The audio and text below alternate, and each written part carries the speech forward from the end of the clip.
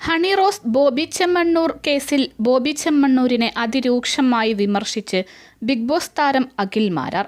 Honey റോസിനെ Kunti ദേവി എന്ന് വിളിച്ചത് കൊണ്ട് മാത്രമല്ല ബോബി ചെമ്മണ്ണൂരിനെ പോലീസ് അറസ്റ്റ് ചെയ്തതെന്നും കേസിൽ ബോബിക്ക് കോടതി ജാമ്യം നിഷേധിച്ചതെന്നും അഖിൽ മാരാർ കുറിച്ചു.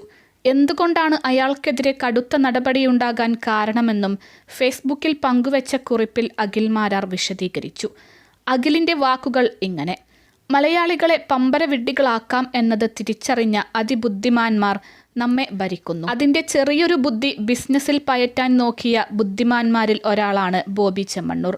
നിങ്ങളിൽ ചിലർക്ക് ബോബി ചെമ്മണ്ണൂർ ദൈവമാകും, ചിലർക്ക് അവരുടെ അച്ഛനാകും. നിങ്ങൾക്ക് ബോധം ഉണ്ടെങ്കിൽ മനസ്സിലാക്കാൻ കാര്യങ്ങൾ വ്യക്തമായി ഞാൻ പറഞ്ഞു തരാം. കുന്തി ദേവി എന്ന് ഹണി റോസിനെ വിളിച്ചത് കൊണ്ട് മാത്രമല്ല ബോച്ചയെ പോലീസ് അറസ്റ്റ് ചെയ്തതും കോടതി ജാമ്യം നൽകാത്തതും. ബോബി പലപ്പോഴായി നടത്തിയ ആക്ഷേപങ്ങൾ കണക്കിലെടുത്താണ്.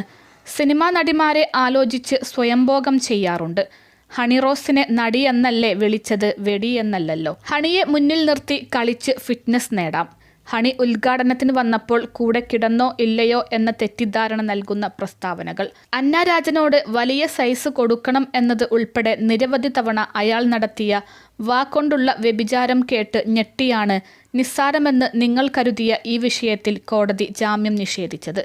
ഇവിടെ ബോച്ചയ്ക്ക് ജാമ്യം കൊടുത്തിരുന്നെങ്കിൽ നാളെയിൽ നിങ്ങളൊരു സ്ത്രീ ആണെങ്കിൽ നിങ്ങളുടെ മുഖത്ത് നോക്കി എന്തും പറയാനുള്ള ധൈര്യം ഇന്നാട്ടിലെ സകല എംബോക്കികൾക്കും വരും. നിങ്ങൾ ഒരു പുരുഷനാണെങ്കിൽ ഇതേ വാക്കുകൾ നിങ്ങളുടെ ഭാര്യയോടും മക്കളോടും പെങ്ങളോടും അമ്മയോടും നാട്ടിലുള്ളവന്മാർ പറയുന്നത് കേൾക്കേണ്ടി വരും. പിന്നെ മാന്യത ഹണിക്ക് വേണം എന്ന വാദത്തോട് ഞാൻ യോജിക്കാം.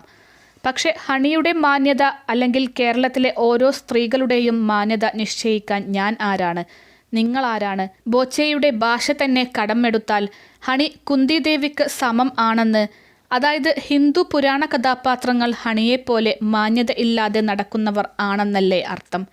മറ്റൊരു വിവരക്കേട് രാഹുൽ ഈശ്വർ ഉൾപ്പെടെ പറഞ്ഞു നടക്കുന്നത് മോഹൻലാൽ ഹണിയെ നോക്കി പറഞ്ഞ വാക്കുകൾ നോക്കണം. അയാൾ വലിയ മോഹൻലാൽ ഭക്തനാണ്, പക്ഷേ ലാട്ടൻ മോശമായി പറഞ്ഞില്ലേ? അതായത് സതയം സിനിമയിൽ മോഹൻലാൽ പെൺകുട്ടികളെ കൊന്നതുകൊണ്ട് കേരളത്തിലെ കൊലപാതകം നിസ്സാരമാണ് എന്നാണോ? അല്ലെങ്കിൽ മോഹൻലാലും മമ്മൂട്ടിയും നിരവധി കഥാപാത്രങ്ങൾ ആയി ചെയ്ത ശരി തെറ്റുകൾ പൊതുസമൂഹത്തിൽ ആർക്കും ചെയ്യാം എന്നാണോ? ഒരു സിനിമയിൽ 2 കഥാപാത്രങ്ങൾ സംസാരിക്കുന്നതും കേരളത്തിലെ പൊതുസമൂഹത്തിന് മുന്നിൽ ഒരാൾ ഒരു സ്ത്രീയെ നിരവധി തവണ ആക്ഷേപിക്കുന്നതും രാഹുൽ ഈശ്വറിന് ഒരുപോലെ തുല്യം. അടുത്തത് ബോച്ചയുടെ ചാരിറ്റി. എന്ത് ചെയ്തിട്ടാണെങ്കിലും ബോച്ചെ ചാരിറ്റി ചെയ്യുന്നുണ്ടല്ലോ. ഒന്നാമത് ഒരു കോർപ്പറേറ്റ് കമ്പനിക്ക് ചാരിറ്റി ചെയ്തേ പറ്റൂ. കേരളത്തിലെ എല്ലാവരും വലിയ തുകയാണ് ഇതിനായി മാറ്റിവെക്കുന്നത്. KSFE പോലും 100 കോടിക്ക് മുകളിലാണ് CSR ഫണ്ട് കൊടുക്കുന്നത്. യൂസുഫ് അലി ഉൾപ്പെടെ വലുതും ചെറുതുമായ എല്ലാ ബിസിനസ്സുകാരും ചാരിറ്റി ചെയ്യുന്നത് ബോച്ചയെ പോലെ വിളിച്ചു കൂവി നടന്നല്ല. വ്യക്തിപരമായി പറഞ്ഞാൽ ഞാൻ പോലും കഴിഞ്ഞ 1.5 വർഷത്തിനിടെ പലർക്കായി നൽകിയത് 15 ലക്ഷത്തോളം രൂപയാണ്.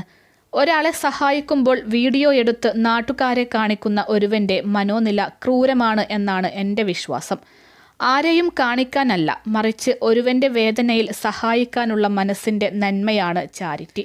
അതേസമയം മറ്റൊരുവൻ്റെ വേദന വിറ്റ് കാശാക്കാനുള്ള കച്ചവടക്കാരൻ്റെ മനസ്സിനെ മാർക്കറ്റിംഗ് എന്ന് പറയും. ബോബിക്ക് മാർക്കറ്റിംഗ് നന്നായി അറിയാം. ഒരു ഫെമിനിസ്റ്റുകളുടെയും താളത്തിന് തുള്ളുന്ന ഒരാളല്ല ഞാൻ. എനിക്ക് മുന്നിൽ ഉള്ളത് വിഷയങ്ങൾ മാത്രം. ശരിയും തെറ്റും തിരിച്ചറിഞ്ഞ് വിഷയത്തിനൊപ്പം നിൽക്കുന്നു. അഖിൽ മാരാർ കുറിച്ചു.